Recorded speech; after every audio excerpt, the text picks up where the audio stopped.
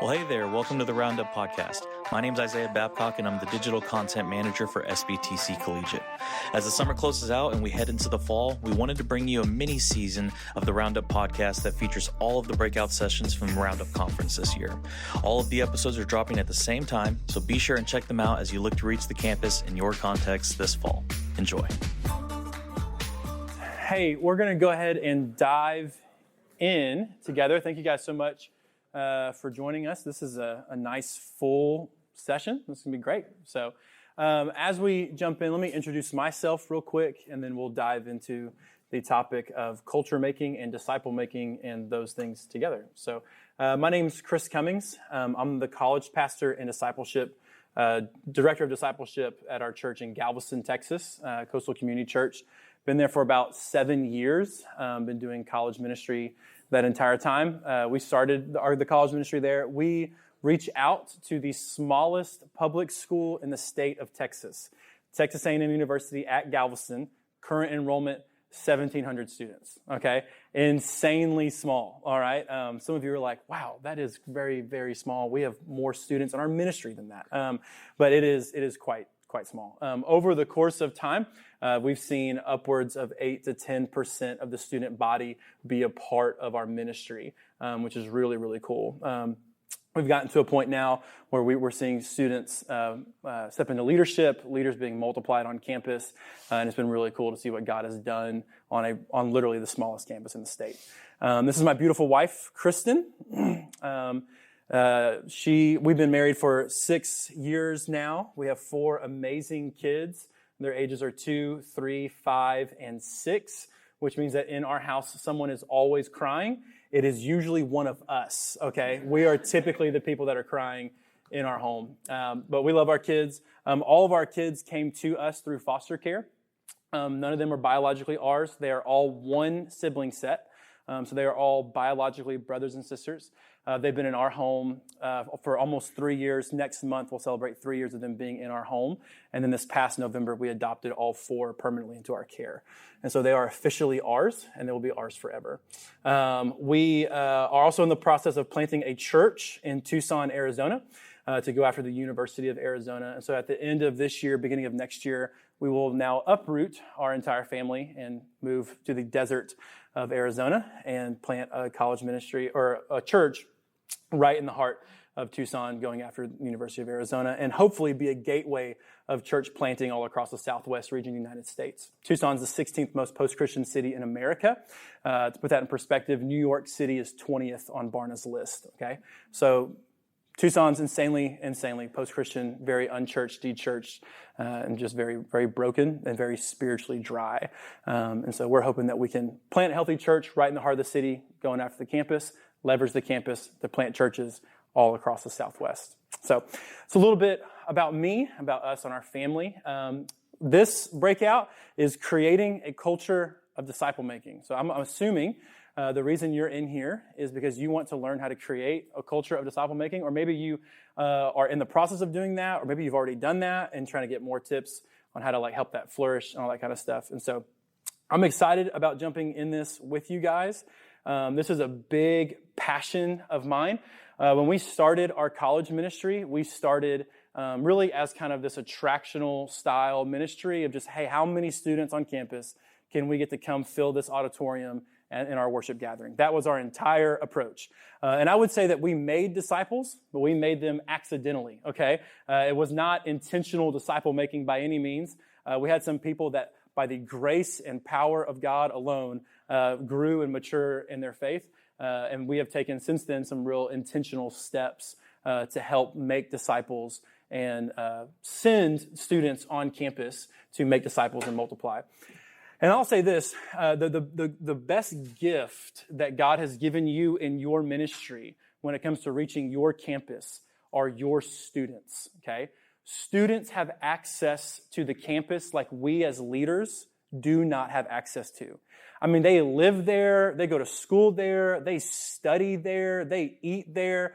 They have access to dorm rooms, they have access to classrooms, they have access to other facilities that you and I do not have access to, okay? If we want to win the campus for Jesus Christ, our best method is to mobilize students who are in the best possible position to carry the gospel in places on campus that we don't have that access to, okay? And so this breakout is about doing that very thing. How do we take the students in our ministry, mobilize them, and send them out to affect the culture of the campus, okay? Now, one thing I want to get clear right off the bat, this breakout is not strategies in disciple making, okay? There's a huge difference between strategies and culture, okay? Strategies can help create culture, but this is more around the idea of culture, creating a culture of mobilization and multiplying disciple making inside of our ministries, okay? And the reason why we're focusing on culture is because culture is powerful, okay? Culture helps define the horizon of possibilities, okay? How the culture is in certain environments kind of prep what it is that we're able to do, or what's really hard to do, or what's a lot easier to do, okay? And so if we're going to understand what it looks like to make a culture of disciple making, we need to first understand what we mean by the idea of culture, because oftentimes culture is this thing that we feel and this thing that we experience, but it's a lot harder to define, okay? So here's a quick definition of culture, what culture is. Culture is the underlying beliefs. I wish I had a PowerPoint, by the way. I actually do. I forgot my adapter, so my bad, guys. So I'm going to read this very slowly if you're trying to write notes. Culture is the underlying beliefs, assumptions, values, and ways of interacting that contributes to the unique social and psychological environment of an organization. I will read that again.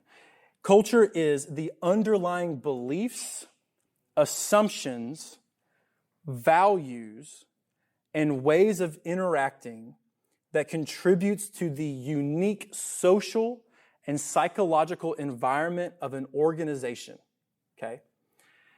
In other words, to put it kind of simply, culture is the heartbeat of an organization.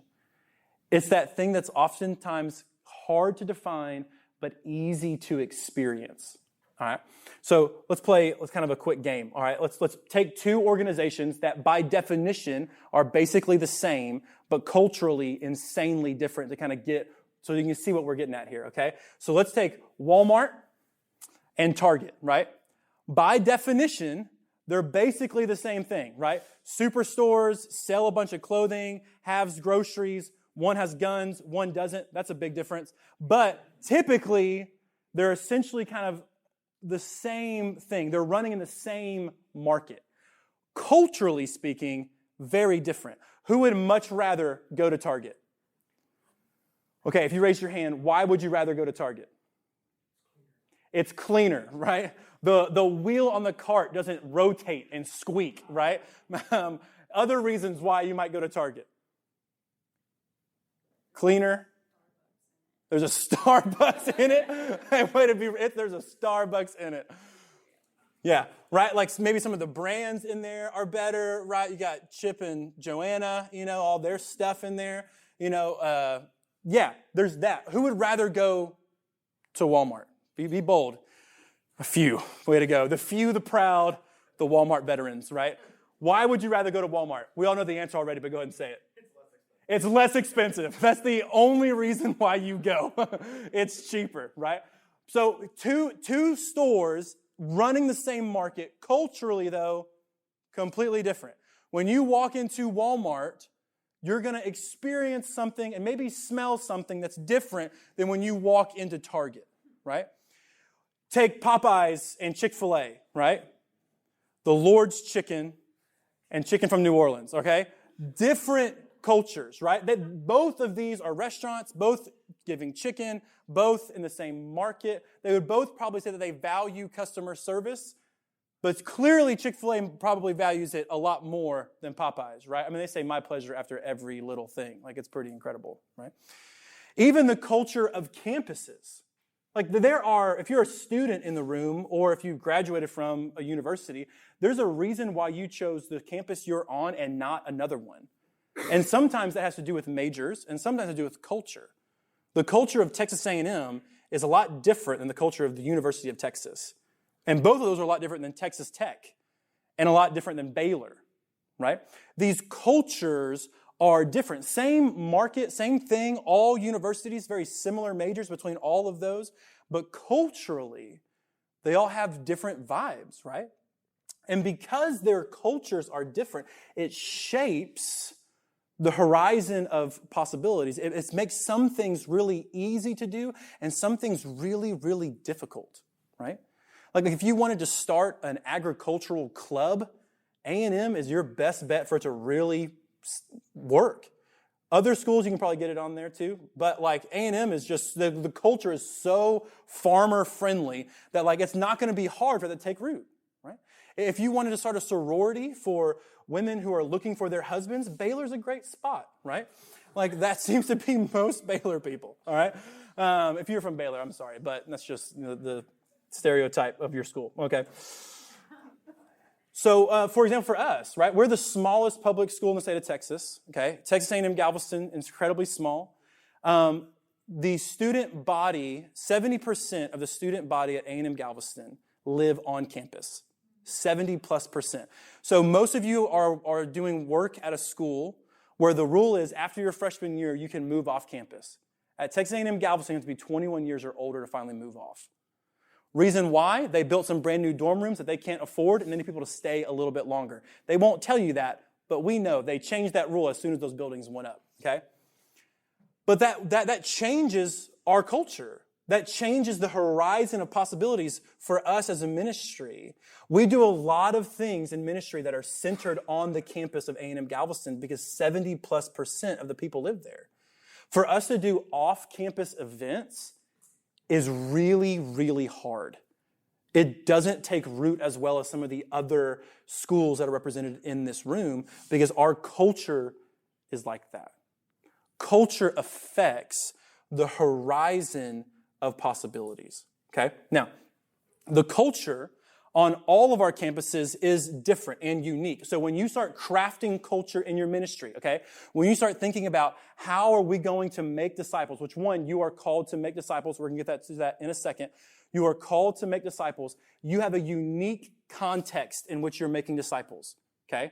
The question that you need to be asking already is not only how are we making disciples, but how are we making disciples at Tarleton State, TCU, UTA, Texas Tech, Baylor. How are we making disciples in those environments? Because every single one of those cultures is going to shape how you make disciples on those unique campuses and as you engage those unique cultures.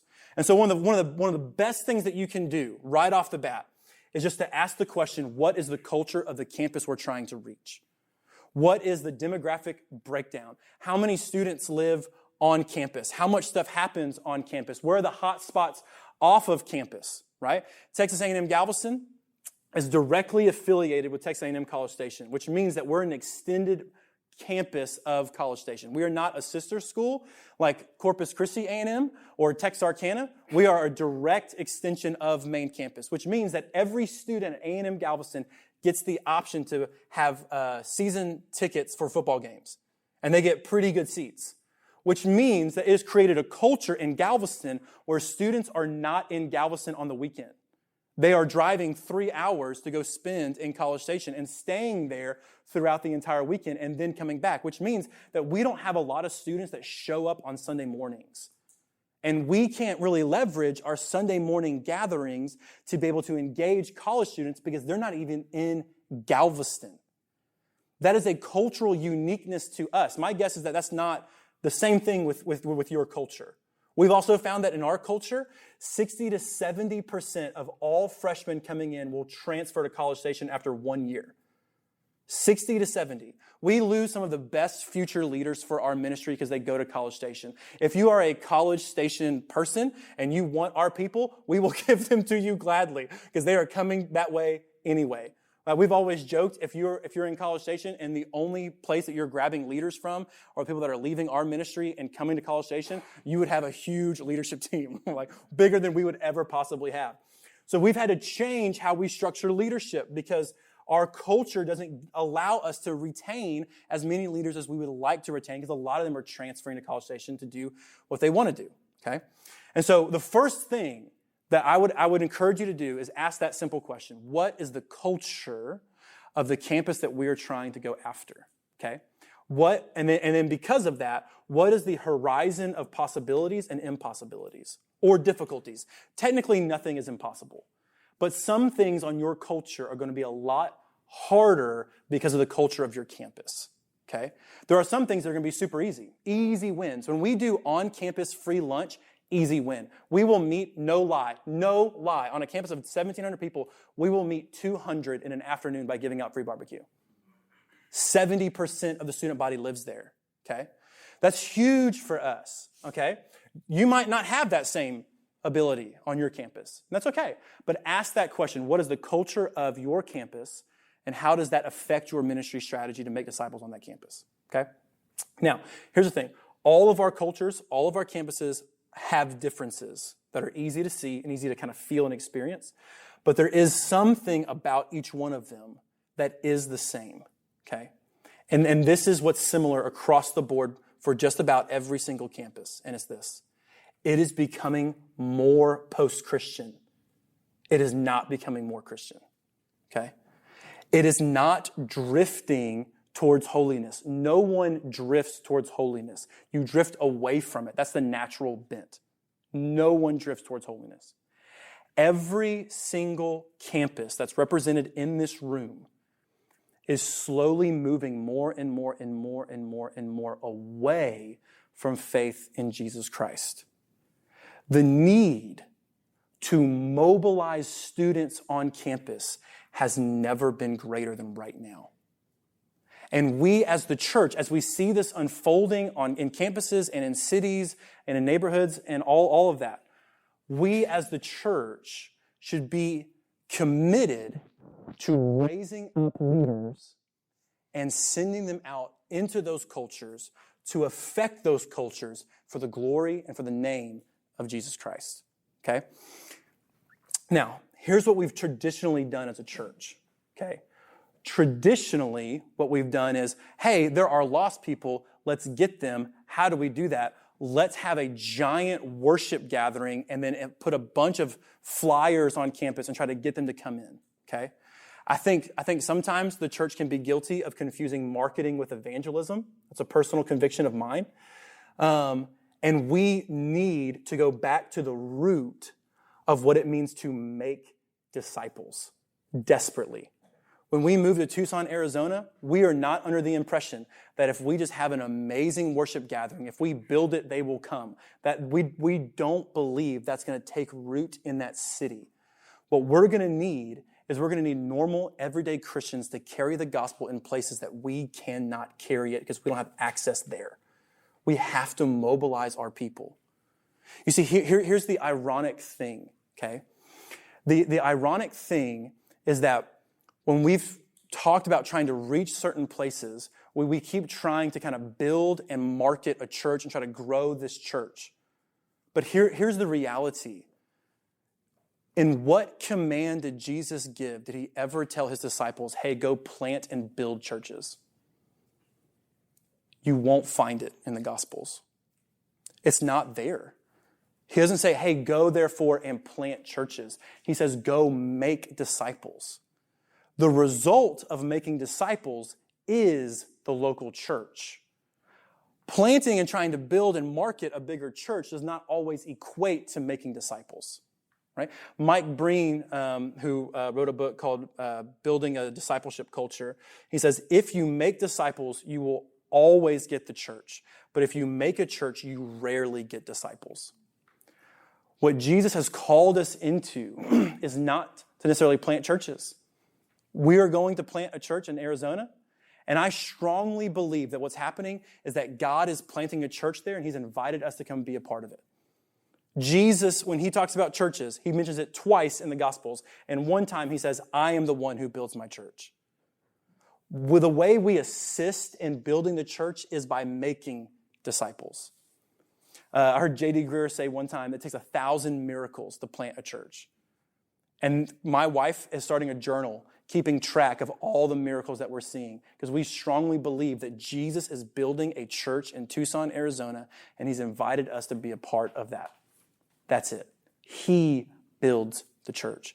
And so we are called not to build the church. We are called to make disciples, okay? The result of making disciples is always the church. Planting churches does not guarantee you disciples. Getting disciples, making disciples will always get you the church, okay? Now, when we talk about making disciples, I don't think anyone's head in here is like, no, man, I'm out. Like, I don't want to do this. You are in a breakout called Creating a Culture of Disciple Making, okay?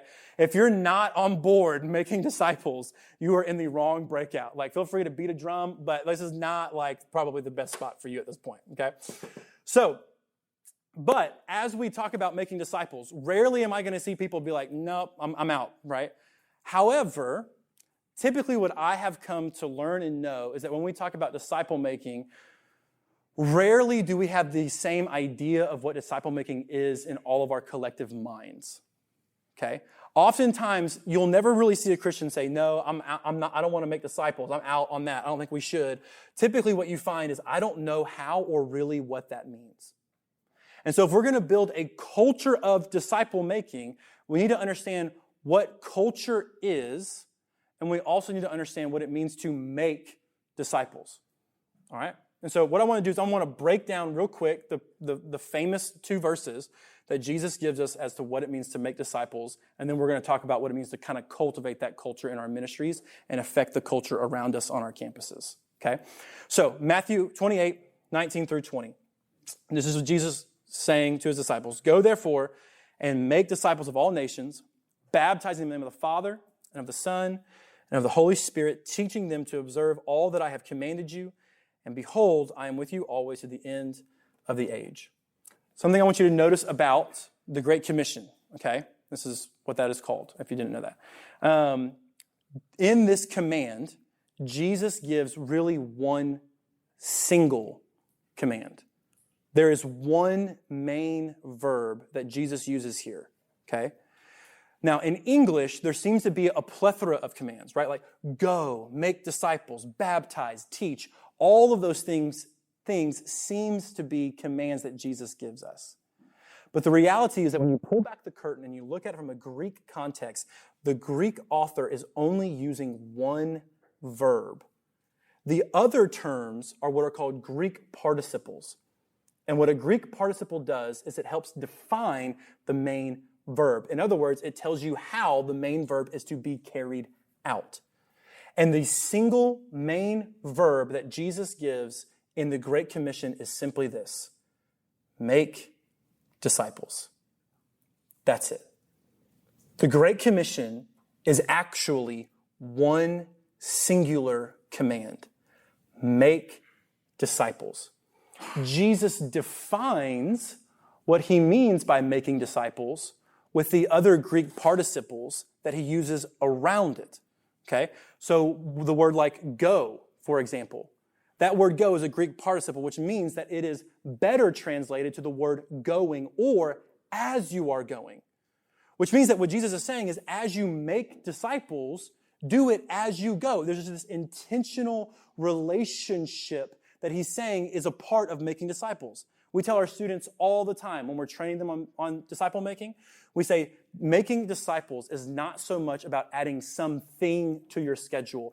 It's about adding someone to your schedule. That in the everyday stuff of life, we are just making disciples. In those random corners of campus that we don't have access to, but your students have access to, we are making disciples in the classroom, in the lunchroom, in the library, on the intramural field, wherever it might be. Make disciples as you go. The entire world is your mission field. The second participle that Jesus gives is the word baptize. So go therefore and make disciples. That's the verb, make disciples of all nations, baptizing them in the Father, Son, and Holy Spirit.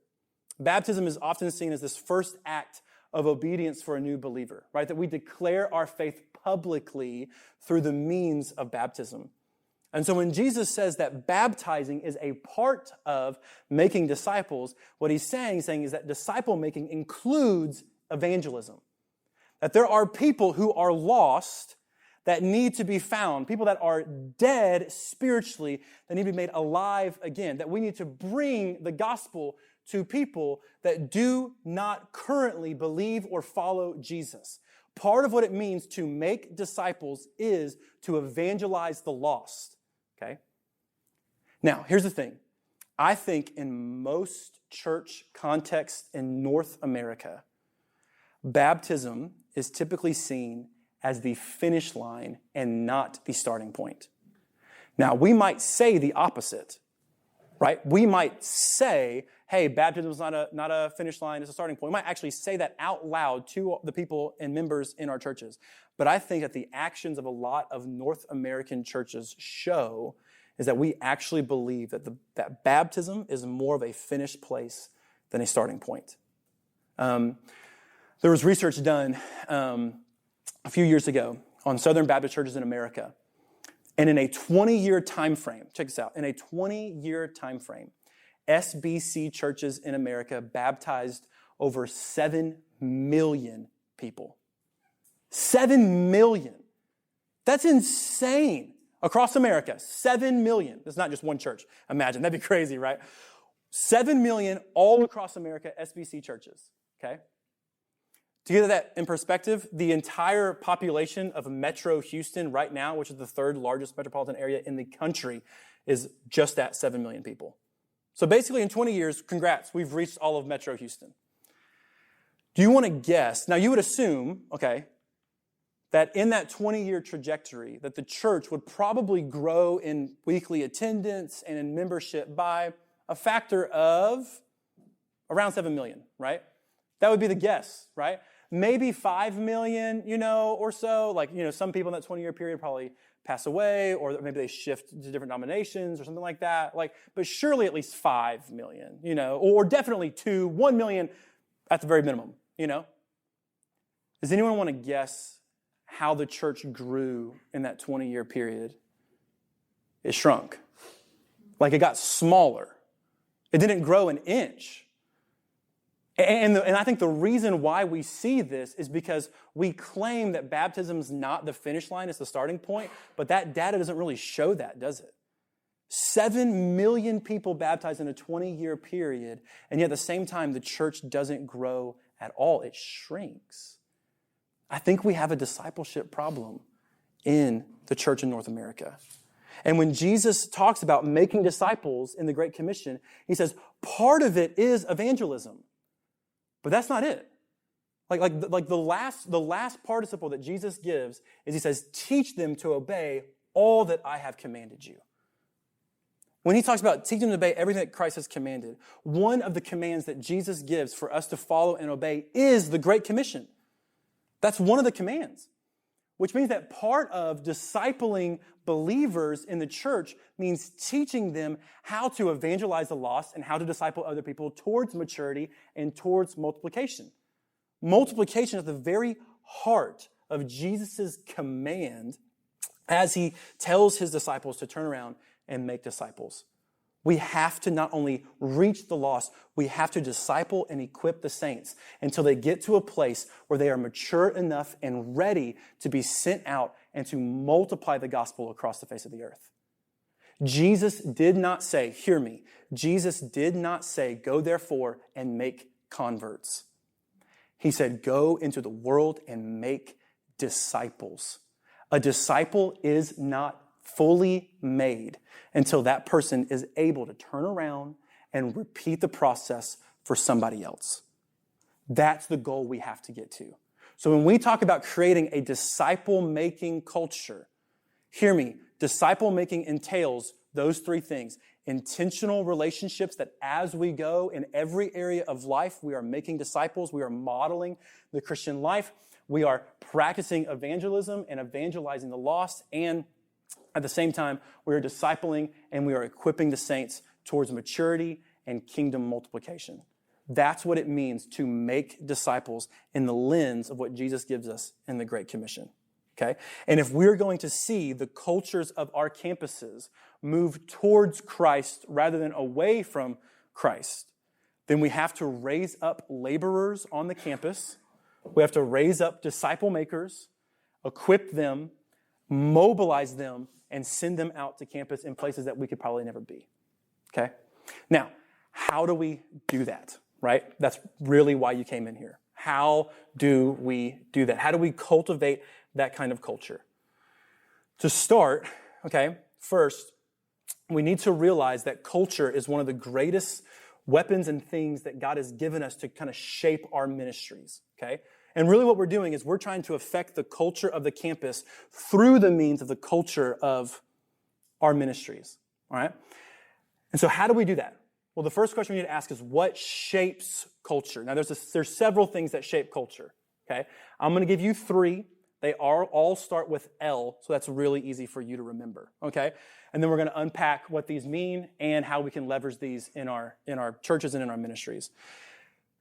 Culture is shaped by, I think, 3 main things: language, leadership, and location. Language, leadership, and locations, okay? Let's start with language, okay? Language shapes culture. What you say, how you say it, and what you do not say all shapes culture, okay? Your silence is shaping culture, all right? Hear me. Your silence is shaping culture. So what you say, what you allow, what you affirm, all those things help shape culture. Your values, what you treasure, the stories that you share, how you define certain words and terms, all shape culture, right? The culture of English-speaking countries is different than the culture of non-English-speaking countries. Even looking in America, the culture of Texas is very different than the culture of New England. And there's a lot of reasons for that, but part of that is language, right? What we value, how we speak to each other, all those language shapes culture. And especially how we define certain words and how we use certain words shape culture, okay? Our oldest daughter, her name's Maddie. She's 6 years old. She'll turn 7 next month. She's super awesome, really cute. And when she was 4 or 5 years old, Maddie would use the word yesterday to define literally any point in her past, okay? So when they came into our care, they came into our care 2 days before Maddie's 4th birthday. So we got a phone call at 10 a.m. Hey, we got 3 kids. They're coming to your house. They came into our house at 5 p.m. that day. They have yet to leave, okay? 2 days later, after that, we threw Maddie, our now oldest daughter, a birthday party, okay? And we didn't really know what we were doing because we've been parents for 2 days. So we bought an inflatable pool and put that in our backyard and a cake. And during that party, Maddie decided to as she was like chilling in the little pool, to reach over and bite the inflatable pool, and the entire thing deflated. And I look at Kristen and I'm like, who did we just say yes to? You know, like this toothy girl just bit a hole in our inflatable pool. And when Maddie was turning 5, we started talking about her birthday party, what she wanted for her birthday party. And she goes, hey, remember yesterday when I bit a hole in the pool? I'm like, yesterday, a year ago, girl, like a long time ago. But in her definition, yesterday meant any time in the past, okay? Now, for me, I use the word yesterday to mean yesterday, you know, like the day before today. Probably the same way that you would use it, I would hope, okay? But because that definition was different between the two of us, it created kind of this cultural tension in this, right? Where it's like she's trying to communicate something to me about what happened yesterday, and I'm trying to remember if that was 6 months ago or if that really was yesterday. What we mean when we say certain words, how we use words, is so incredibly important. The common words that you use in your ministry are shaping your culture. The stories that you celebrate. I heard somebody tell me one time, they said, Chris, you will replicate what you celebrate. And they're absolutely true, okay?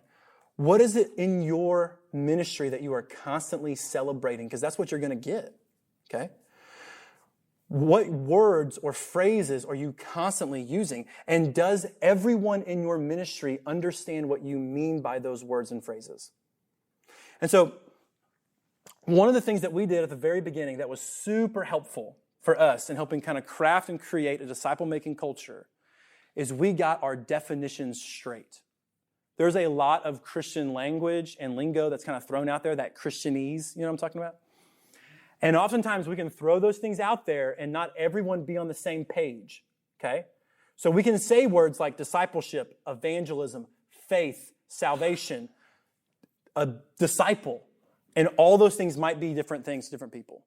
And so one of the first things we did, if we're going to shape culture, is we started defining some of those things. What do we mean when we say discipleship, disciple making, all these kind of things?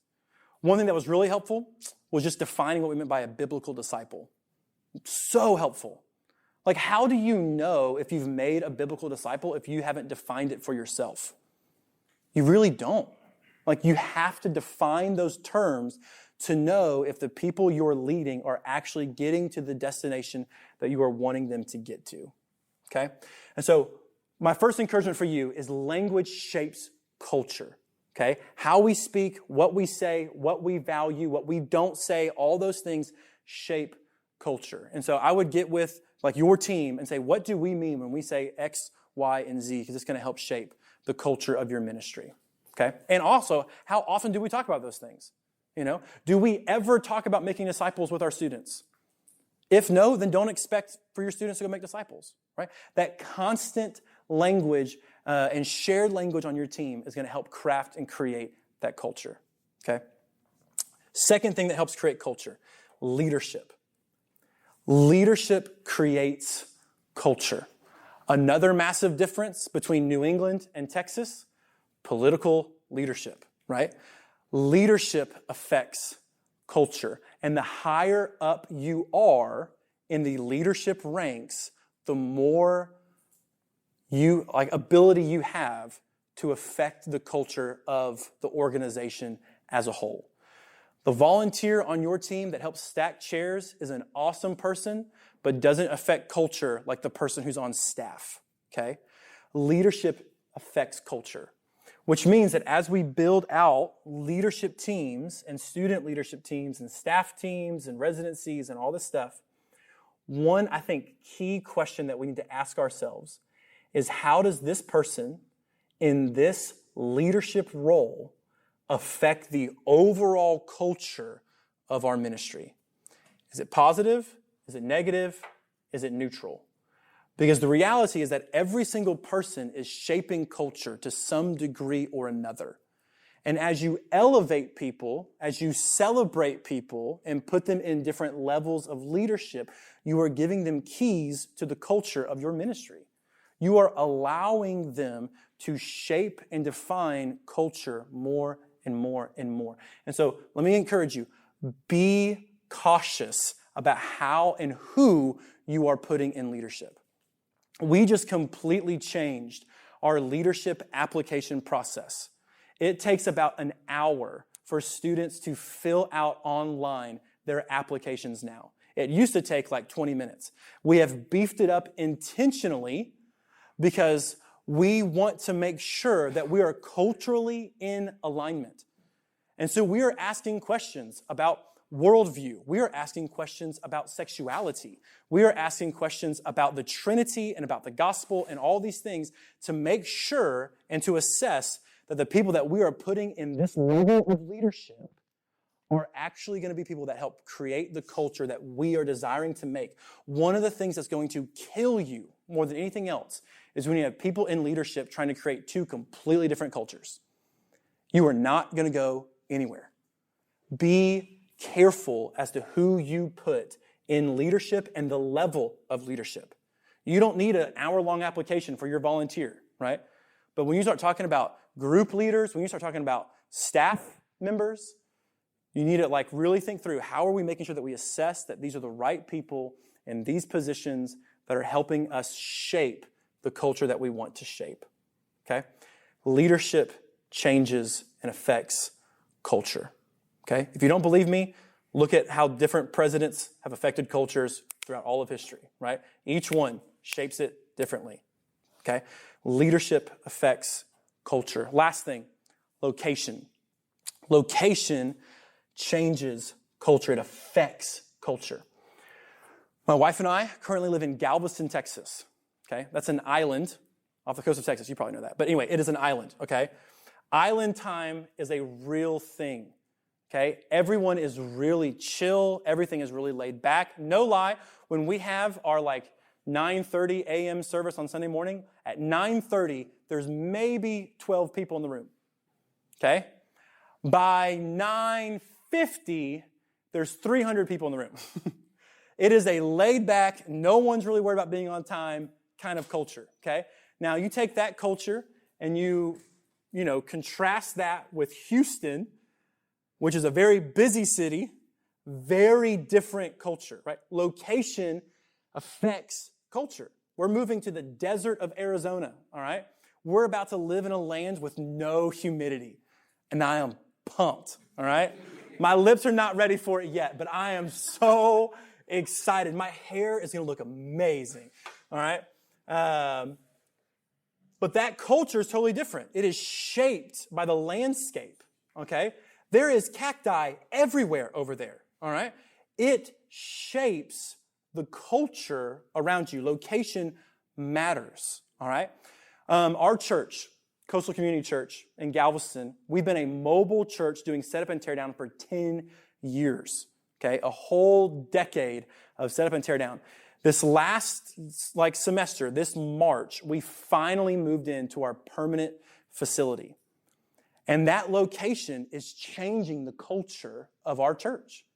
We used to be this raggedy old group that would just set up and do the best we could with projectors that had half burnout bulbs in them, every single Sunday morning. And now we have this really nice, pristine building. That alone, it's affecting our culture. For a while, that building felt like a really nice dress, then it really fit right. I'm assuming I haven't worn a dress before. Okay, I just want to throw that out there. So I saw some of your faces. You're like, I can't relate. And neither can I. But it felt like it didn't quite fit. Like you went to a ball gown, or for like we went to a ball, or some really fancy party wearing jeans and a shirt like this. Okay, it just didn't feel quite right, and it's still not. We're still trying to kind of make this feel right in this new space because the location is changing the culture. Right? Think about this. What's the difference between the cultures of a church that has stained glass in their windows and a church that's meeting in a school gym? Different cultures, right? What about a church where the lights are dimmed and there's this nice light show? You got like a rock concert during worship versus this other one with an acoustic guitar. Location affects culture, okay? And so here's my thing, okay? When it comes to making disciples, here's, I think, a really, really good question to ask. Where are you making disciples? Where? Where are you making them? Because location affects culture. If your idea of making disciples is a classroom setting like this, and that's where you make disciples, then that's going to affect the culture of what it means to make disciples. Now, I'm not saying classrooms are a bad thing. We have classes all the time that we offer. They're great. They can be really helpful. But if all you offer in making disciples is a classroom setting like this, what does that say to the people who are being discipled? It says, to make disciples, I have to create a classroom for myself and teach. Location affects culture.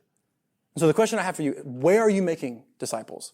And my encouragement for you would be this, to have a balance of something that is organized and something that's organic, okay? Those two things, organized and organic. Let me share with you what I'll do with students and other members of our church. There's always an organized means of discipleship, okay? When I'm discipling them and trying to get them to a place where they can turn around and do the same for others. For example, the guys I'm discipling right now, there are 3 other guys in our community group, other men, other dads, business owners, stuff like that. I'm not a business owner, but they are. Every single Wednesday at noon, we meet at a place on Seawall called Mr. Taco. It is legit. If you're in Galveston and you're looking for a good taco, go to Mr. Taco. You'll pull up and you'll be like, are you sure? Trust me, it is awesome. We meet every single Wednesday at noon at Mr. Taco, Bibles open, talking about what we've read that week, keeping each other accountable for our sins, and talking about what it means to follow Jesus and what it means to lead our kids to faith. Every single Wednesday. That is an organized sense of discipleship. But at the same time, there is this organic side of things. And so when I would disciple college students, for example, we do the same thing. We would meet every Wednesday at Mr. Taco or at somewhere to have this organized approach. But then at the same time, there's this organic side to it. Before we adopted our kids, we completely remodeled our home. And the reason we did that was because we wanted to maximize the space in our house to be able to care for as many possible foster kids as God would give us. And thank God that we did, because the reality is that we would not have the kids that we have right now in our home. Legally, we could not have them unless we did the things that we did. And so I am thankful for it. But it took us 8 months to remodel our house. 8 months. And one of the things that I would do constantly is I would invite a handful, the same few college guys to come over and help us remodel our home. And what would happen was inevitably we would have gospel conversations in the midst of all that. They would start talking about passages of Scripture that they read that they don't fully understand, or sins that they're struggling with, or a friend of theirs is lost and that they really want to know Jesus. And we would talk about all these things in the Christian life as we were remodeling my house. We'd be tearing out tile in my upstairs and putting down new hardwood floors while they were being discipled, which was great because it meant that I got to disciple people and I got a brand new floor, okay? It is a win-win. And that's what Jesus tells us, right? He says, as you are going, make disciples. Disciple making is not adding something to your calendar. It's someone. Bring them with you as you go. And so that's the big question. Where? Where are you making disciples? And I would say you need a balance of what is organized and what is organic. Another thing to keep in mind, okay, is keeping in mind how people learn, okay? We are discipling people to a place towards maturity and towards kingdom multiplication, okay? So keeping in mind how people learn will help shape the where and even the how that we make disciples, okay? Now, there are 3 key things as to how people learn, okay? The first one is knowledge, and then experience, and coaching. The way people learn are in those 3 realms: knowledge, experience, coaching. We typically put all of our eggs in the knowledge basket. So we create spaces like this, classroom settings, little Bible studies. It's all knowledge, knowledge, knowledge. And that's good. People need knowledge. But they also need experience. They need you to show them what it looks like to actually do the work of making disciples and what it actually means to live out the Christian life. And so when we invite people into our home, my college students are seeing me discipline and disciple my kids, and they are learning from that because they're seeing it modeled, and they're going to imitate that someday, which makes me really excited and really scared at the same time, because not all the time am I great about discipling my kids and disciplining my kids, okay? And so bring them into that space to where they can see those things modeled. They can get experience together. I remember one time we took a mission trip to New Orleans, and we were just walking around this certain area of New Orleans, evangelizing to people, and I intentionally took a college student with me. I said, we're doing this together. And I said, I don't want you to do a single thing. I want you to sit there, and I want you to watch, and we're gonna evangelize together. And then at some point in this whole week, I want you to jump in and help do this with me, okay? And we talked to a guy named Ernesto for 3 hours about Jesus. And I would look at my friend, his name was JP. I said, hey, JP, I want you to share your story now. And he's getting experience of what it means to lead people to faith in Jesus and to share the gospel with other people. We have students, and I have a person on my staff right now in college ministry who I am praying to God will be my college pastor in Tucson, Arizona. He was a student with us as a freshman. He started leading as a sophomore, and he has discipled other students who are now discipling other students. Incredible. Like 4 generations of disciple making between me, him, the other student, and the student down the road, right? Seeing it happen, getting the experience and being able to turn around and do it is huge. And then also that coaching aspect, where they're able to do things, and then you can give them feedback and coach them along the way to help them improve, so on and so forth. And so if all we're doing is the knowledge piece, we're really missing a lot of stuff, okay? And so where are you making disciples? It's crucial when it comes to developing and crafting your culture, all right? So 3 things as to how culture is shaped and how we can leverage each of those things to help cultivate a culture of disciple making in our ministries. Language, leadership, and location. All right? Now, last thing, and then I'll open it up to some quick kind of Q&A. This shift towards disciple making, this culture, is hard. It takes time. The freshmen that come into your ministries, okay, are not going to have that culture in them. You are constantly going to have to be moving people into this culture of disciple making. And so here's a tool that was really helpful for me. My friend Andy introduced it to me, and it has served us insanely well. All right? It's called the Invitation Challenge Matrix. All right? Every person who is wanting to make a disciple making culture should know this tool. Okay?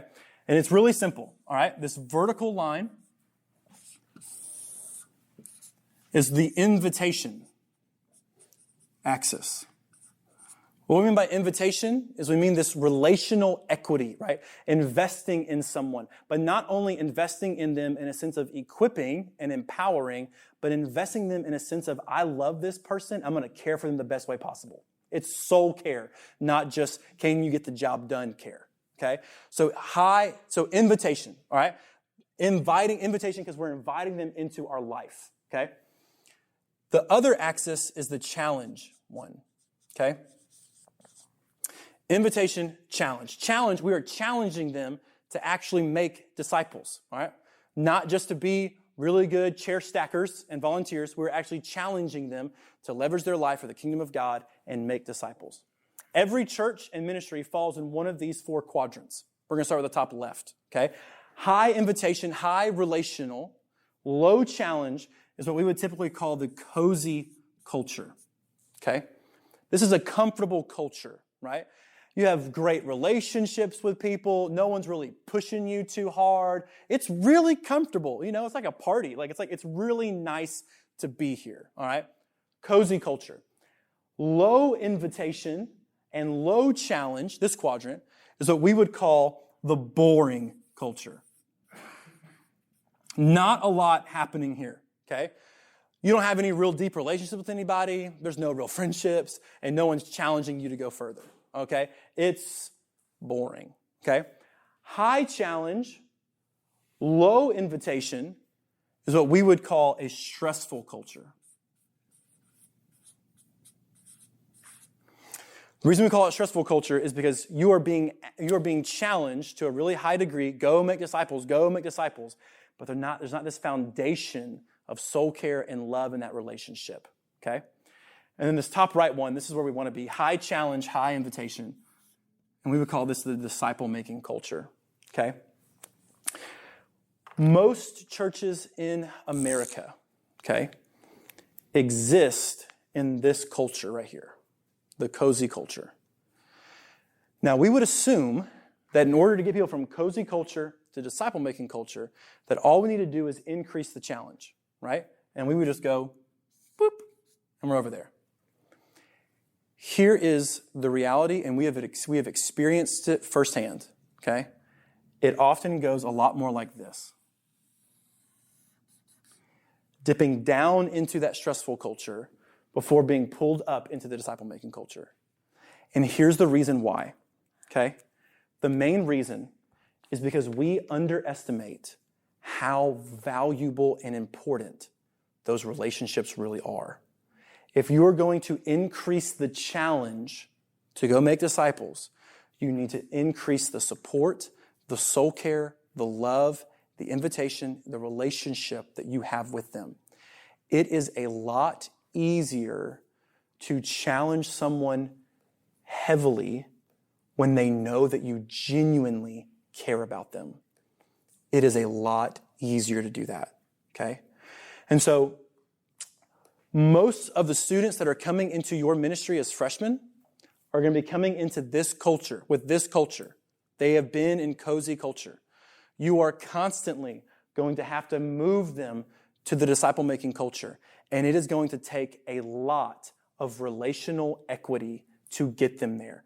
Continue to challenge, equip them, empower them, develop them, all that stuff. But there has to be this foundation where they know that you genuinely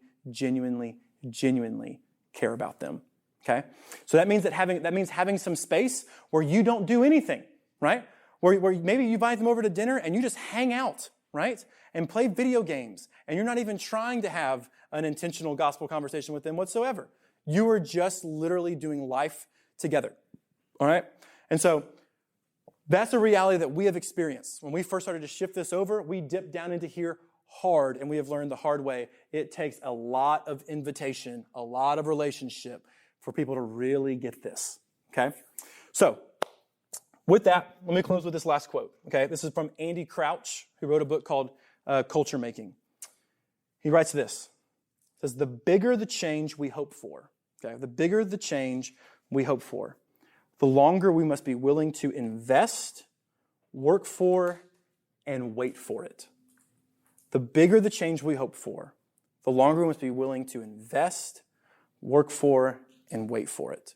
Creating and shifting culture takes time, takes energy. It can be brutal. It can be hard. It is insanely worth it.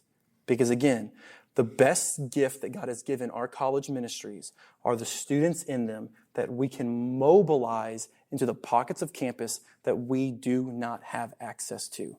And the best way to mobilize these students is to not only create a really nice, robust strategy, but to craft a culture in our ministries that helps disciple making flourish.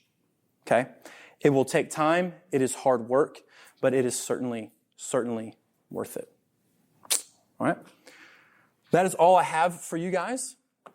I'll go ahead and open it up to any kind of questions that you might have in regards to either disciple making, building culture as a whole, any of that kind of stuff.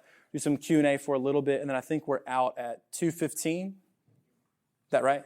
Okay, cool. So we have about 15 to 20-ish minutes. It's really 15 minutes to Q&A. Yeah. One of the things you're saying is churches are the result of discipleship. One of the things we're kind of crafting is, we're going to have a ton of freshmen show up at the beginning of the fall, and so we want to propose to them very quickly, like, hey, we want you to find a church in this area. We believe that we are one of the several good churches in this area, and when you find one, we want you to join it. We want you to become members there. But are you saying more like build that discipleship realm first before you push them to membership? Yeah. No, I'm really speaking into how churches are typically planted. Like a lot of times when we plant churches, we plant with this like, hey, we build it, they will come kind of mentality, when I think we need to be planting churches in a sense of let's make disciples and then gather them together. But in regards to like churches that are already established and new coming freshmen, I would say, hey, freshmen, we want you to, just like you said, get involved in a church, get plugged into a church, but we also want you to learn what it means to make disciples and send you out. Yeah. That's also like for students who are looking for a church versus students who are going to like go seek out and make into a disciple. And so there's going to be some students that it's easy to just plug them straight into a church and not sure. Whereas others, like, there's going to be less and less that are just coming on campus looking for that. So we have a church that is multi-generational, and a lot of the students have, I used to be with youth ministry, so I've seen them from 7 to 12, grow in their faith, and then just leave and go out. Mm-hmm. And then we have a community college that's right next door, that's 2 minutes away from our church, that has not been tapped into at all. Yeah. And I guess my question is, how do you find the balance between discipling the kids that come back on the summer and then go back out, and then trying to create a new culture in this community college to where you want to do disciple making as well? So, Yeah. I'll say first, community colleges is a tough thing to crack. They are hard, okay? 2 years is not a long time whatsoever. In regards to the students that come back, I would say you love, shepherd, and disciple them with the time that you have with them, and make sure that you send them back well, okay? But they're not going to be the ones that are crafting your college ministry culture. They're just not around long enough, okay? I would also say this in regards to community college ministry. I think, okay, that the way you go after the community college is not through the college ministry. I think it's through high school ministry. I think it's reforming high school ministries to make disciples out of high school students and sending them out to college as disciple makers from the start, and using those freshmen immediately on the community college campus to go reach students. I think that's the answer to community college, or part of the answer. well, we have a unique situation to where, a lot of the kids that are in the community college are going to work at plants. So it's Right. not chemical area. Yeah, basically. yeah. So they're going to stay in the same location. Yeah. So they're not going anywhere. They're just, they're just going to eventually go work at a plant Right, and stay within the same location. right. So are you saying that, what do you mean by it's hard to crack? So what's hard with community colleges is meeting students, getting them plugged in, discipling them, leading them to maturity, and sending them back out on campus before they graduate in 2 years. That's what makes it really hard. The turnaround is super quick. In normal university settings, you have 4 years to help lead people on that trajectory and leverage them. The student is still the best positioned person to make disciples on every campus, whether it's four-year university or community college. And so you as a staff person, you still only have so much limited access to the community college. And that's why I would say if there's a way for the high school ministry to really develop those disciple makers, and then they can be your ministry frontline on the community college for those 2 years. Once they graduate from that and they're in Dow Chemical, then they make disciples at Dow, and they're in that young adult sphere. But when they're there, that 2-year quick turn, I think in order to really mobilize your people from the start, I think you almost have to have freshmen that get it, and that you can say, hey, in your classrooms and in your clubs or whatever, let's make disciples on campus. And this community college also has a nursing program Mm-hmm. that I've heard rumors that eventually is going to become a 4-year program. That'd be great. So That would help a lot, because then you could have more with them for sure.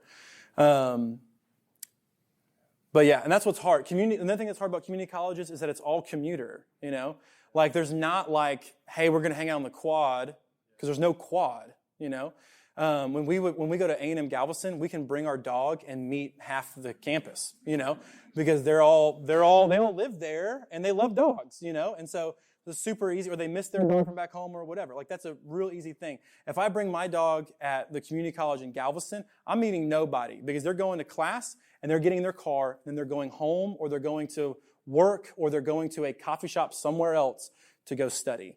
And that's what makes it really hard to go after the community college setting. And that's why I think having those freshmen who can lead for you from the start is key. I have a question kind of on that turnaround. You mentioned at the beginning, Great Commission, teach them to observe everything I've commanded, and basically finishes with, now go make disciples. How do you view, okay, you've made a disciple, you have a culture of disciple making. At what point are you taking this person who recently became a Christian and saying, okay, now you go make disciples? Is there, could you speak to maybe the turnaround there? Yeah. I'll speak to two different turnarounds. Here's one thing. if you know enough to put your faith in Jesus, you know enough to share it with somebody else, okay? So one, that person can start making disciples right now through evangelism. I would not have that person disciple other Christians, right? So I would say, hey, I want you to turn around, start evangelizing the lost, because that's part of making disciples, but I want you to stick with me for a little bit. I want to help mature you more and more and more towards Christian maturity to a place where I feel like, okay, now you're ready to disciple that person yourself. Maybe a teaching of go and communicate the message, bring them in. Yeah. And then the staff team or the Yeah. leaders or, Yeah, and then like maybe other people are helping disciple those new converts, whatever, and I would disciple them with that person, you know? And so like, hey, congrats, man, you led someone to faith, that's awesome. Like, let's bring them into the fold of what's going on, and let's disciple together, get you some of that experience. I can coach you in maybe some of the sessions you lead, and I'll watch, give you some feedback on that, and get them to a place where it's like, all right, hey, I am confident, like now you grab some people and you start discipling them towards maturity. Yeah. I've kind of heard like the disciple-making relationship described as simultaneously something that you want to do with a lot of people over the course of your life, and something that is a very deep relationship that you dive into with somebody and you do life together, quote unquote, and you have that like really focused relationship.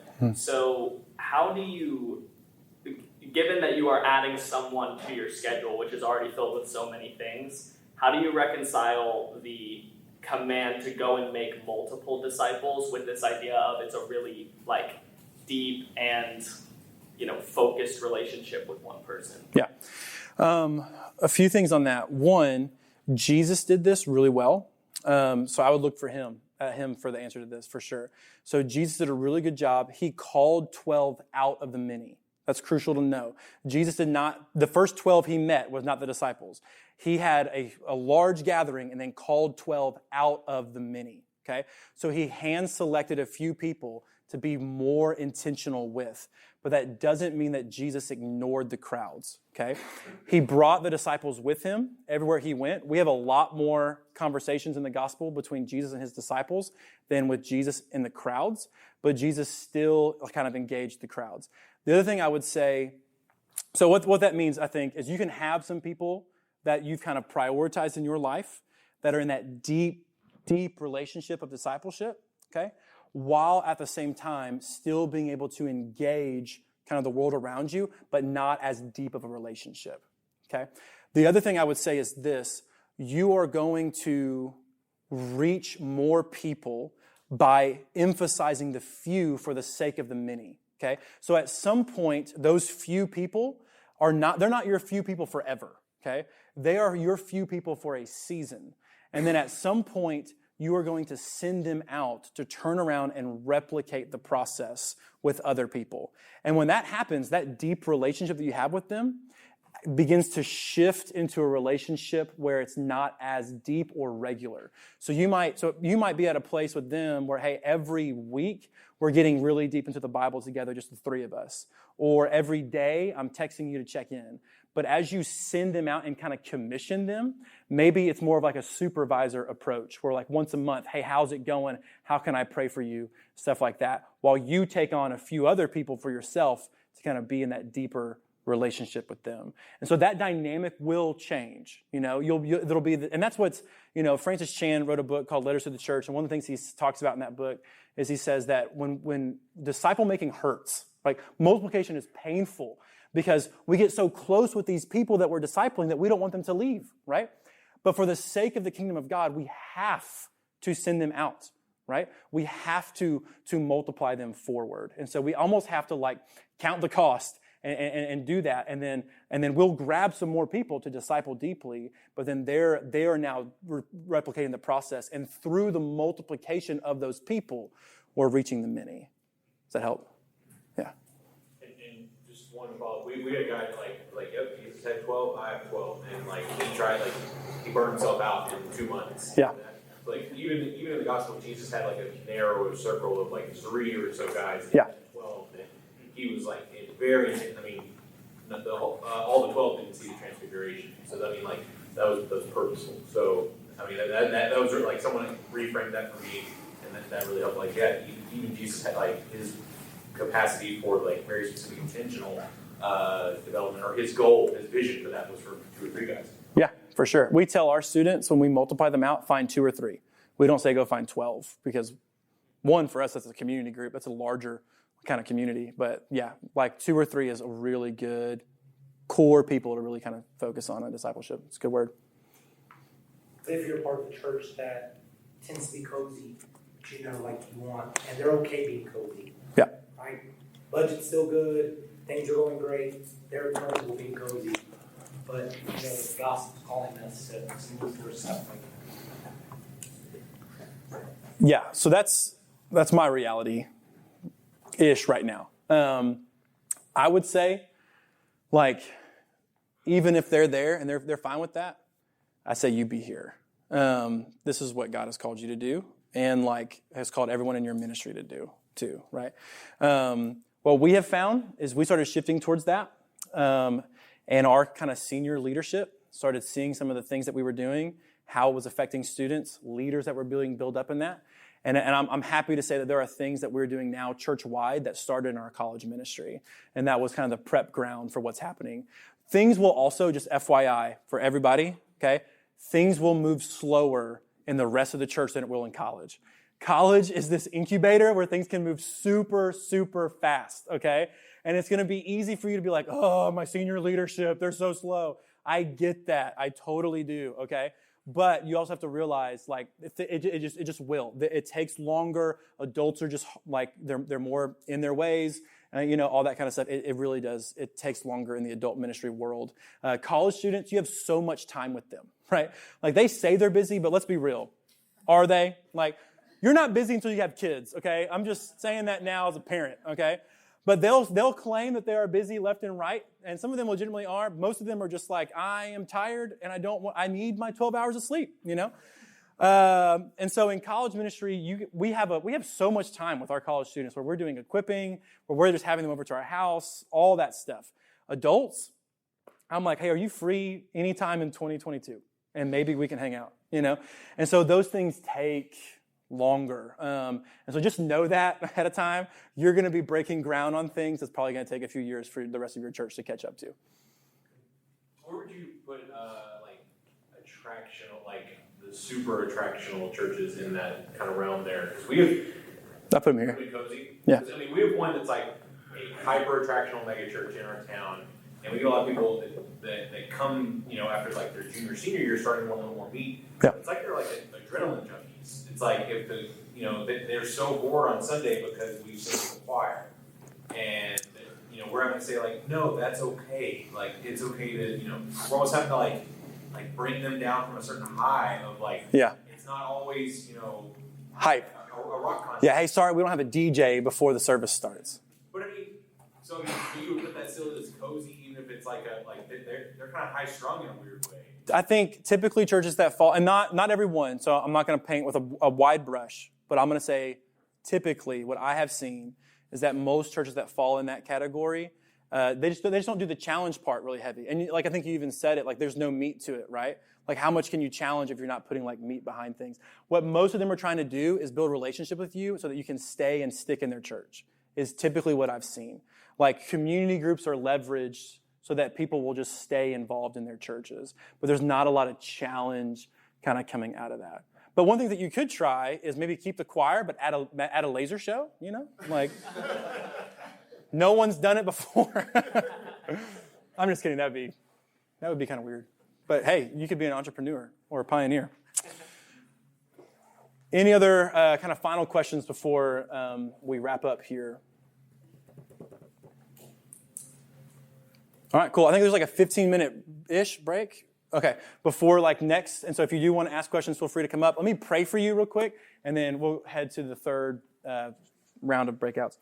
Lord Jesus, God, we love you so much, and just so thankful for this time with these leaders. And God, I pray just for each one of us in this room, Lord, that you would continue just to cultivate within us a deep, deep, deep conviction to make disciples and to multiply disciples. God, help us see the culture of our campuses, the culture of our ministries, and Lord, help guide us and lead us to a place, God, to where we can have a disciple-making culture that is affecting the culture of the cities and of the campuses around us. And so, God, you are so gracious. You are so kind.